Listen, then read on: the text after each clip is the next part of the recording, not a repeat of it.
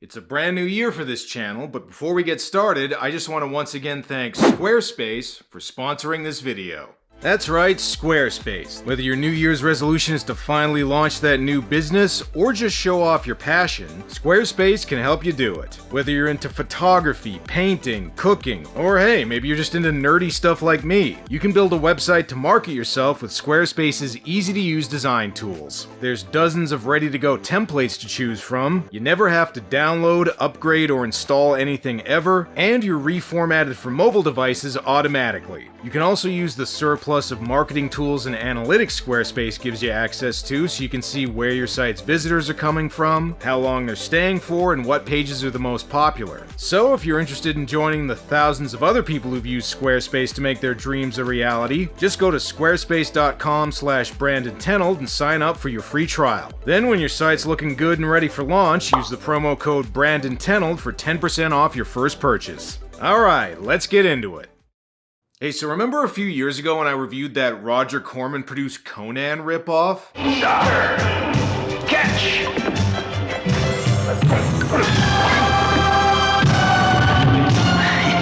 Well, guess what? They made a sequel. Actually, a lot of sequels, but I'm doing one of them now. At this rate, I should have them all done in about a decade or so.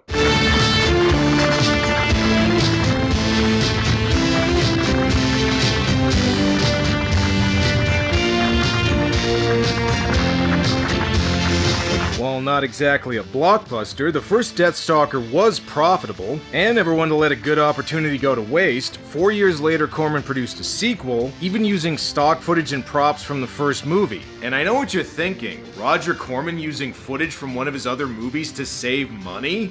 Get the hell out of here. This one was directed by Jim Wynorski, who, if you remember, also made The Lost Empire, Sorority House Massacre 2, and Swamp Thing 2. In other words, expect boobs. Lots of them. Now, if you haven't seen my video on the first Deathstalker and are worried you're going to be confused, don't worry, this is a whole new Deathstalker. Literally, and I don't just mean they recast him with a different actor, he's a completely different character this time around. In the first movie, Deathstalker was a big, stoic, Conan-style barbarian who preferred to be paid in rape, whereas in this one, Deathstalker's a wisecracking Prince of Thieves type played by John Turleski, who has a terminal case of what I can only describe as surfer face. He looks like he's constantly on the verge of going "Cha!" at any moment, even though he never does. It's almost like if in Conan the Destroyer they replaced Arnold with Bill and Ted era Keanu Reeves. And now that I say that out loud, I kinda wish that existed. Also, while the first movie was a serious attempt to cash in on the sword and sorcery craze of the 1980s, this one is more of a self-aware spoof of the genre, as you can tell by this opening scene where Deathstalker does his best Indiana Jones impression and steals a jewel that belongs to some lady in a leopard skin bikini. Come on! Yeah! I'll have my revenge, and Deathstalker too. Title drop. Sorta. Well, even if this uses stock footage, at least they didn't skimp on the title font. It almost looks like it could be the title of a Manowar album. After the credits, we then cut to a woman getting thrown out of a place for giving a bad prediction to a king. His Highness asked for a prophecy, and that's what he got. Even I can predict what's gonna happen to you. She's gonna be in several more Wynorski movies? This is Evie, played by Monique Gabrielle, who was clearly hired for her incredible, let's say talent. Good thing Deathstalker's there to save her. Maybe. Ordinarily, I don't mind seeing a woman get a good beating if she deserves it. Like if my dinner isn't ready when I get home after a long day of catching some sweet waves? That seriously harshes my mellow. Deathstalker better hurry up and rescue her. That way he can beat her up himself. Hey, take it easy. I don't even know these guys. Alright, that was some good saving. Now time to grab a brewski at the bar where medieval Jake Angeli and some stock footage from the first movie are hanging out. Oh, and boobs. You can't have a Wynorski movie without boobs. Whoa! I love that word, whoa. It's like my favorite. Before Deathstalker's able to impress these ladies with his pulling his thumb off trick, Evie comes back in. You gotta help me. One rescue a day. That's my policy. Look, lady, he already saved you. Just be glad he didn't go all no means yes on you like the guy in the first movie. I thought we told you to get out of town. Hey, I only like women getting beat when they deserve it. Even if John Turleski isn't as buff as the first Deathstalker, he makes up for it by fighting with his fuck this game I quit technique. Alright, you started a brawl, now time to quietly get out of there without paying your tab. I'm Evie! Deathstalker! Deathstalker! Uh-huh. Wow, even she doesn't buy that this is the same guy as the first one. For starters, this Deathstalker's a thief. Oh, so you rob from the rich and give to the poor. No, I rob from the rich and pretty much keep it. He's like Robin Hood. Or Bernie Madoff. And I think he also stole some of Bugs Bunny's dialogue. You gotta get up pretty early in the morning to catch the Prince of Thieves. It is pretty early in the morning! Hey, no worries, you can hide out in more footage from the first movie. Yeah. Think we finally lost him. We managed to shake him somewhere around the Battle Beyond the Stars stock footage. At this point, Evie decides to look into her mystical crystal doorknob and predict Deathstalker's future and lay out the plot for the audience, which involves, you guessed it, rescuing a princess. The princess is being imprisoned by Jarek, an evil sorcerer. Are there any other kind? Hey, easy there, Deathstalker. There's only room for one smartass in this video. Well, looks like it's time to go questing. Oh, it's a long and perilous journey. Oh, figures. Many dangers. Witches, dragons, ogres. This movie doesn't have the budget for all those things. And this is gonna get me into the legends. Right up there with Conan. Well, I'd say the first guy was closer to Conan. This Deathstalker's more like Autolycus, which I am actually okay with. Anyway, the evil sorcerer she was talking about is named Jarek, played by... Z-Man from Beyond the Valley of the Dolls? Oh, wait. I haven't done a video on that movie, so people probably don't get that reference.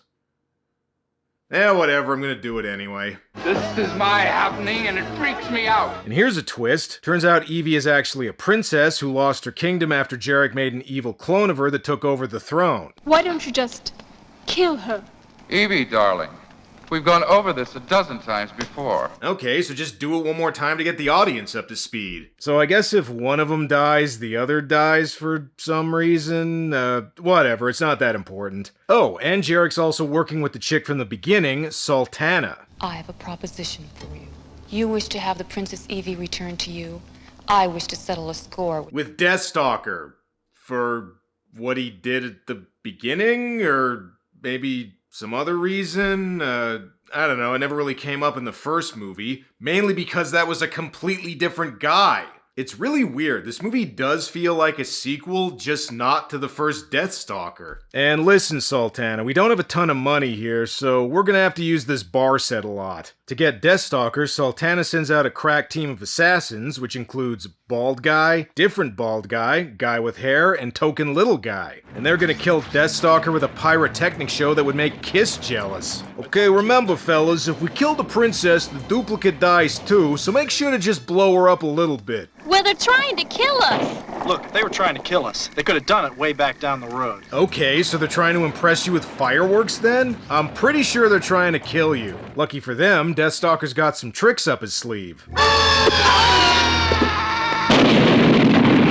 Yeah, he got those throwing stars at the mall when he was getting his skateboard repainted. Not only that, but Deathstalker's kills come with their own music sting.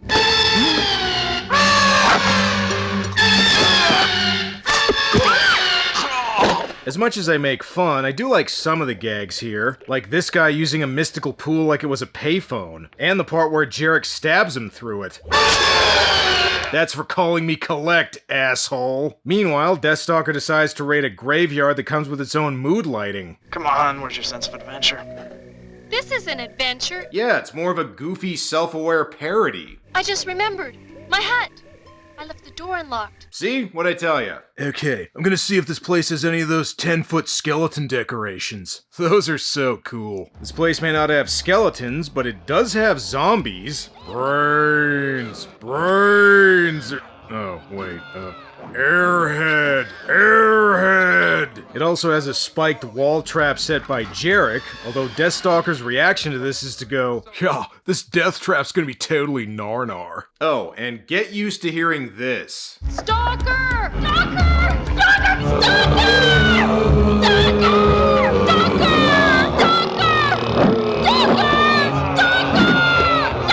Evie loves saying the word stalker. You know you're watching a Wynorski movie when even the walls have nipples on them. Okay, maybe if I flap my arms really fast, I can fly on out of here. Or you could just do that. That works too. I'm not really sure what state fair does this for Halloween, but it looks pretty fun. Anyway, what are the villains doing?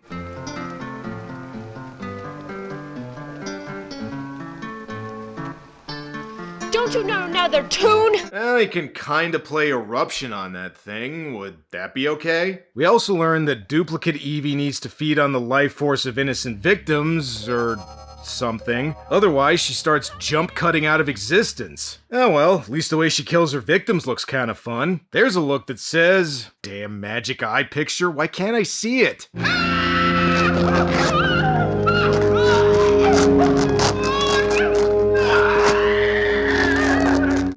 Still worth it. First we get attacked by bandits. Then those damn zombies. What's next? Something really silly. They end up getting captured by some Amazons who look like they stepped right out of another Roger Corman production. In fact, I think some of them were in other Corman movies. Haven't we met before? Well, maybe you saw him in whatever movie this is a sequel to. It definitely wasn't Deathstalker 1. And just what the hell are you gonna do with him anyway? You'll be put on trial for your crimes against womanhood. Hey, come on, lady. The other Deathstalker was the rapist. I just happen to have the same name. I'm clearly a different guy. And if you want to know what Deathstalker's punishment is, check this out. He's forced to compete in a wrestling match complete with ring girls and even a variation on the Rocky theme.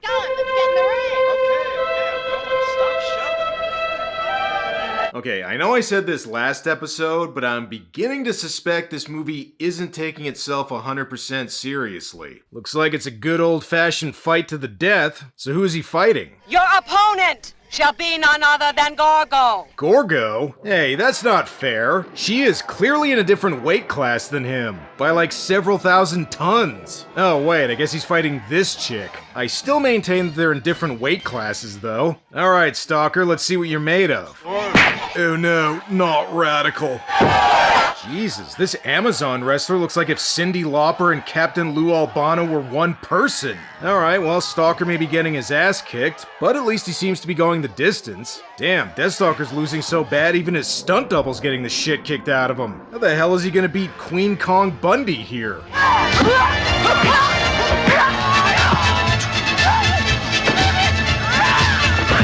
He just starts winning all of a sudden. Well, I guess Stalker had the better cardio. Gorgo should have never let this fight make it to 15 rounds. What are you doing? This is a fight to the death! No, I won't. Murder is not tubular. Unless it's these guys. Then it's cool. Now that Deathstalker's been found innocent of crimes against womanhood by beating up one, Evie decides to tell him the whole story about Jarek making a double of her, but Stalker still doesn't feel like helping, mainly because her story is really weird. Speaking of Evie's double, she's getting a little angry that the original hasn't been found yet. Every day I fade more and more.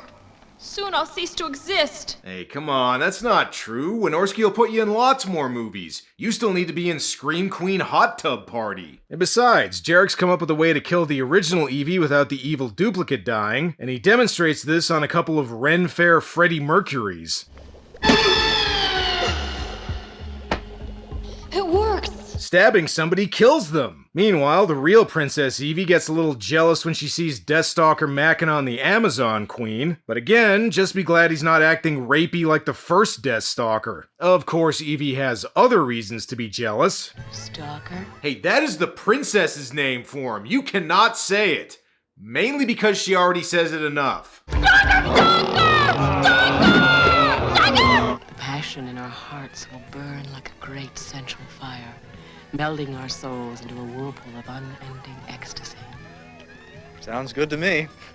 Alright, I poke fun, but this movie does have some funny parts. Of course, it also has its fair share of sitcom-y moments, too. The ceremony traditionally is performed at daybreak. Ceremony? What ceremony? Our wedding ceremony. Fuck this shit, I'm not getting married. Not without a prenup saying she can't take half my tech decks. Before Deathstalker's able to catch up with her, Evie gets captured by some of Sultana's goons and dangled above a boiling pot straight out of a Bugs Bunny cartoon, which does fit in with a lot of this movie's humor. I'll never talk. And do you know why? You're not that great at delivering dialogue? Jarek needs to keep me alive. Oh, okay. Well, as long as you don't talk. Somebody looking for me. Stalker! You came back! By popular demand. And he'll be back for more sequels. Well, I mean, this guy won't. They'll recast him again, but that seems to be a thing with this series. It's payback time, Stalker. Yeah, it's payback time for that thing you stole at the beginning, I guess. I don't know. And hey, great job, Stalker. You managed to kill Sultana and rescue the princess. Well, the top half of you may think it's the wrong time, but the bottom half definitely knows it's the right place. I'm pretty sure they cracked up for real there. Wait, there's still more than 20 minutes left. Did they really kill Sultana off? Nah, instead Jarek just brings her back using a medieval rave.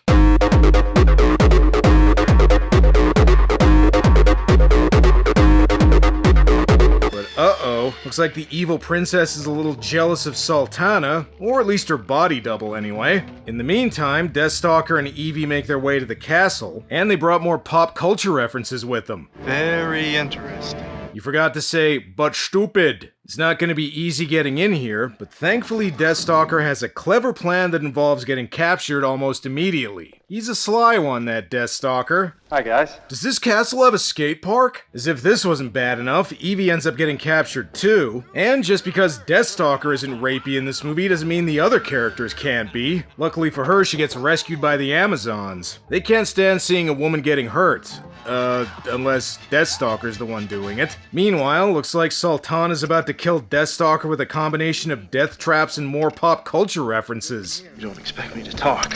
No, no, no. I expect you to die. Yeah, this movie is more gold member than gold finger. Damn, how the hell is Deathstalker gonna get out of this one? Princess wants to see you. Oh. Okay, that was convenient. Good news, Stalker. Not only does the princess want to see you, but she wore her Barbarella's secret lingerie. Whoa, Deathstalker, but I just met her. Alright, time for Wynorski to practice for most of his career since the 90s. I'll show you some witches of Brestwick.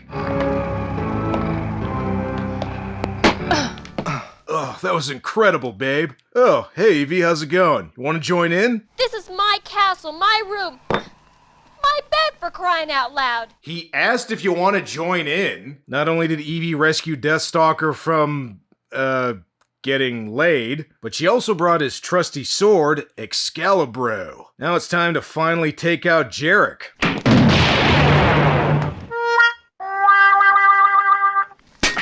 You can't possibly kill us all. No, but the Amazon ladies can come in and give him a hand for the final battle. Amazons. They're like Ewoks, but hotter. And the great thing about this being a Roger Corman sequel, you can fill out this final battle sequence with footage from yet another Corman movie. Oh, and if you're wondering if Deathstalker gets another sword fight with Sultana, nope. Instead, she just leaves the movie. Where are you going?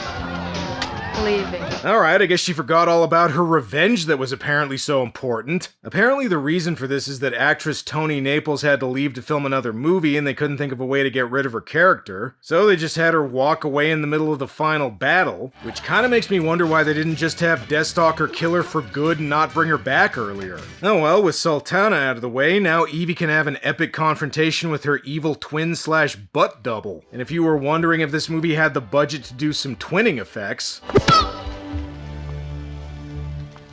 You bitch! nope, they get rid of her pretty fast. Yeah, that's right, there's only room for one bimbo in this movie. Well, okay, there's lots, but you get what I'm saying. Hopefully the final battle between Deathstalker and Jarek is a little less anticlimactic. Okay, Z-Man, prepare to die for having a more rad name than I do. Deathstalker may not exactly be Robin Hood, but he at least does some swashbuckling here. In fact, I gotta be honest, this isn't a bad sword fight. The fight choreography's pretty good, and both John Terlesky and John Lazar do their own stunts here, although it is let down a little bit by the weird sound effects.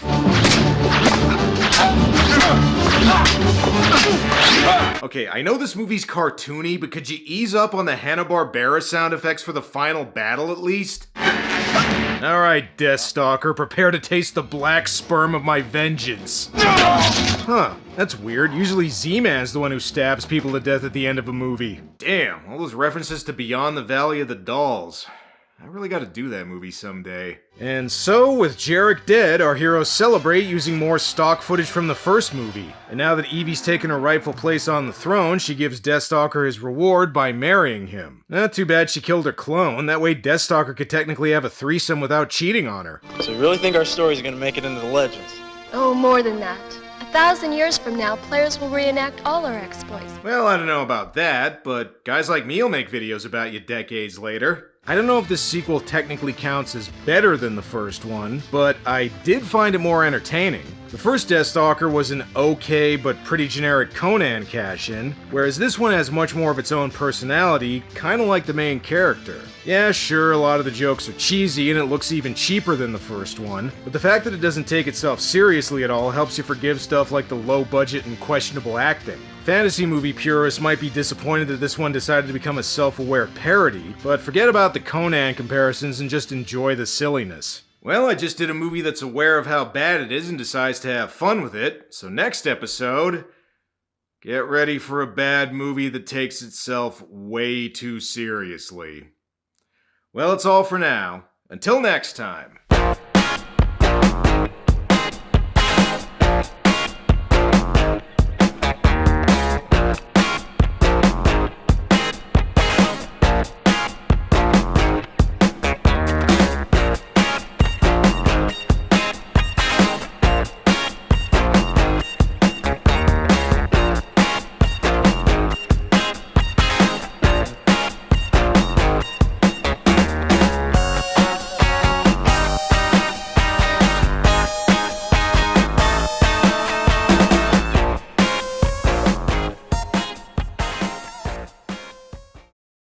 He's laughing at you. Come and get me, Deathstalker, if you dare.